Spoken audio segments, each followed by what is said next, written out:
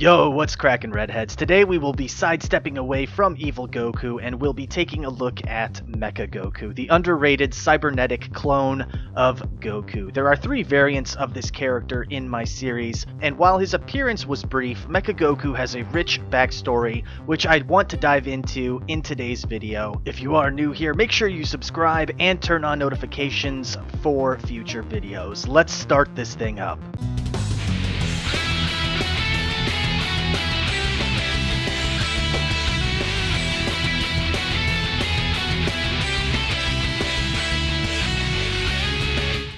Mecha Goku's origins are somewhat now shrouded in mystery, lost to the decades that have gone by. I can provide to you what I remember when I was a kid, back when the internet was still young and social media was non-existent, and the little sources that I can find of this fan character using our common search methods of today.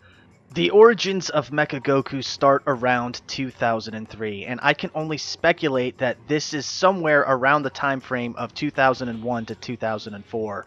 I somehow came across a website that contained pages and pages of nothing but animated GIFs and sprite sheets of none other than the very popular Hyperdimension Dragon Ball Z game that released in 1997. I have no idea what this website was called, however it may have been called Dragon Ball Z Attitude, or DBZ Attitude for short.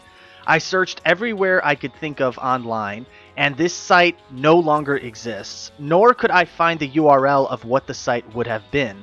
The only remnants I have of this site was a folder that contained files of old Dragon Ball Z GIFs dating back to 2003, and the title of that folder being Dragon Ball Z Attitude. While I do have very vague memories of going to this website, it was the only place where the spark of the first and only Mecha Goku origins existed, at least up until when I released Goku vs. Mecha Goku in 2011.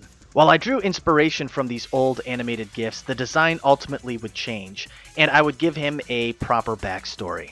I looked everywhere I could to try and find who it was that created this original Mecha Goku Hyperdimension sprite, but it's like hunting for a ghost. You can't even find these edited GIFs online anywhere anymore. I mean, look at them. They're almost 20 years old, and by today's standards, they are severely outdated. However, back in the day, these sprites were pure fire. I mean, look at some of these. That Vegeta Super Saiyan 4 Hyperdimension sprite, he wasn't even in the game. Shit, some of these still look dope. But back in the day, by the details of these sprites, they were just epic. And whoever edited these to create the Mecha Goku sprite did a solid job. The only problem is that I know I edited and made some Mecha Goku sprites and animated GIFs as well. So I have no idea which ones of these are mine and which ones were the original edits. Needless to say, Mecha Goku was lost to time, and ultimately until I released Goku vs. Mecha Goku in 2011 on my other YouTube channel, did it only then spark mecha variants of other Dragon Ball Z fighters. I remember this well, as months later an animator created a Vegeta vs. Cyborg Vegeta using the JUS style sprites. And of course, something worth noting, buried deep down in this archived folder of Dragon Ball Z Attitude's Hyperdimension GIFs, I found a Mecha Vegeta sprite that was created in 2003. Who made it? No idea. Could have been me or someone else who was posting on this Dragon Ball Z Attitude website. But enough of who started what first, let's get to the backstory of Mecha Goku. The first variant of Mecha Goku was designed in a LSW sprite style for simplicity purposes. He would don the blue shirt and orange pants, and would consist of cybernetic implants that were implemented on one half of his body. The only difference here is that his whole head would be mechanical. And what I originally came up with for Mecha Goku's backstory was that Dr. Gero had obviously taken samples of DNA from Goku and the other Z fighters during the events of Dragon Ball and early Dragon Ball Z. So while Goku and Earth's Special Forces were training for the arrival of the androids after the events on Namek, Dr. Gero would send out Mecha Goku to combat them before Androids 17 and 18. Mecha Goku was cloned by Dr. Gero using Goku's DNA. He grew him in his lab and attached cybernetic implants that would capitalize on fueling Mecha Goku's power, allowing him to become multiple times stronger during each fight. Gero also installed prototype technology that would allow Mecha Goku to travel so fast he could time skip. Now, there should be some clarification here. Mecha Goku has the ability to partially time skip for brief moments, and up until this point in time, in 2011, Dragon Ball Super was still years away from release, and the only draw of inspiration for this power was Shadow the Hedgehog's Chaos Control. And also we had Goldu's Time Freeze effect. This power that Mecha Goku can use is kind of a mix between both of those abilities.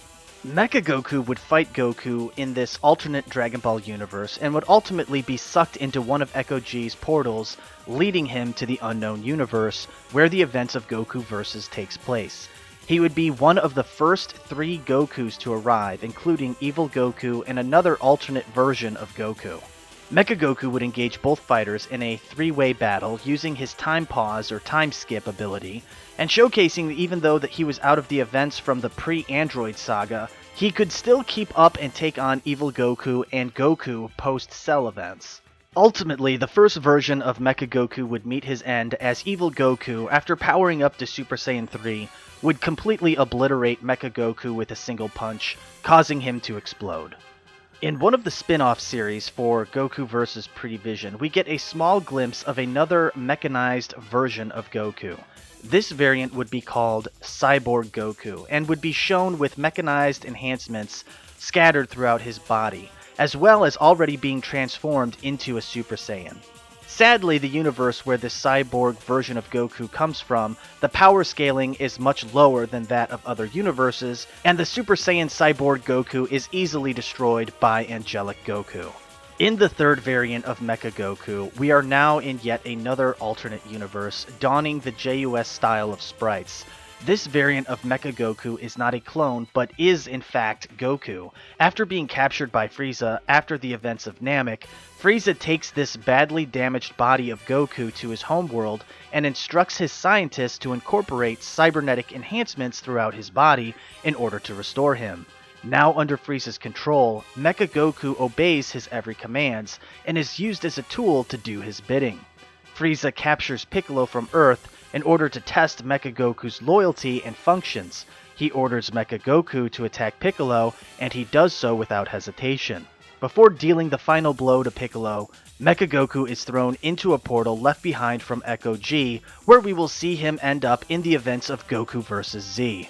For me personally, I like this variant of Mecha Goku a lot better than the original. There's more room for play with his character, seeing as how he isn't a clone and is in fact Goku. And I actually spent time on the sprite, although both variants are completely different characters, different styles, and they're from different universes, each having their own backstories and attacks and whatnot. So which variant do you guys like more? Let me know down in the comments below. That is going to do it for this video, you guys. If you enjoyed, smash that like button. And if you are new here, be sure to subscribe and turn on notifications. I'm out of here for today, fellas. Have a good one.